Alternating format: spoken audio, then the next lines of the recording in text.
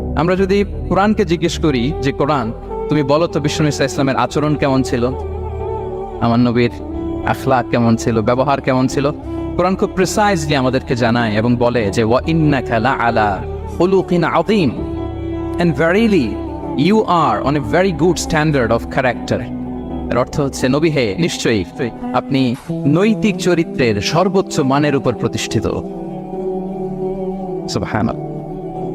চারিত্রিক মাধুর্যতা, চারিত্রিক নির্মলতা, উন্নত চরিত্র, সর্বোত্তম চরিত্র বলতে আমরা যা বোঝাই তার সবটা দিয়ে আল্লাহ তাআলা বিষ্ণু ইসা ইসলামের চরিত্রকে নির্মাণ করেছেন। বিষ্ণু ইসা ইসলামের মাথার চুল থেকে পায়ের নখ পর্যন্ত একটা কলমের কালির ডট ফেলার ক্ষমতা বিশ্বের কারণে, ঠিক কিনা বলেন? এজন্য আল্লাহ বলছেন ওয়া ইন্নাকা লাআলা খুলুকিন আযীম, নৈতিক চরিত্রের সর্বোচ্চ স্ট্যাটাস, সর্বোচ্চ মানে আপনি নবী হে প্রতিষ্ঠিত। এবং তিনি বলতেন ওয়া ইন্নামা বুইসতু লিউতাম্মিমা মাকারিমাল আখলাক, আমি উত্তম আচরণের পূর্ণতা দান করার জন্য এই পৃথিবীতে এসেছি, উত্তম চরিত্রের পূর্ণতা দিতে, চারিত্রিক পূর্ণতা দিতে, বিশ্ববাসীকে উত্তম চরিত্র শিখাবার জন্য এই পৃথিবীতে এসেছি। বিষ্ণু ইসা ইসলামের চরিত্রের চাইতে সুন্দর চরিত্র এই পৃথিবীতে কারো কি হতে পারে?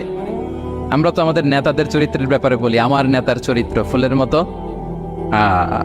আসলে কোথায় কি বলতে হবে এই সেন্সটাই আমাদের নাই। আল্লাহু আকবার। বিষ্ণু ইসা ইসলামের চরিত্রের ব্যাপারে স্বয়ং আল্লাহ তাআলা সার্টিফাই করেছেন। এবং আম্মা জান আয়েশা রাদিয়াল্লাহু তাআলা আনহাকে যখন জিজ্ঞেস করা হতো যে হে আম্মা আপনি বলেন তো আমাদের নবীজির চরিত্র কেমন ছিল, কাইফা কানা খুলুকু রাসূলিল্লাহ, কেমন ছিল নবীর চরিত্র, সাহাবারা বড় আগ্রহ নিয়ে জিজ্ঞেস করতেন। আম্মা জান আয়েশা বলেছেন কানা খুলুকুহু আল কোরআন, বিষ্ণু ইসা ইসলামের চরিত্র ছিল কোরআনী চরিত্র। কোরআনে যা করতে বলা হয়েছে, যা করতে বারণ করা হয়েছে, তা প্র্যাকটিক্যালি বিশ্বনবীর জীবনে সেটা করে দেখানো হয়েছে। এবং তিনি বলতেন عندما رسول الله صلى الله عليه وسلم يمشي على الأرض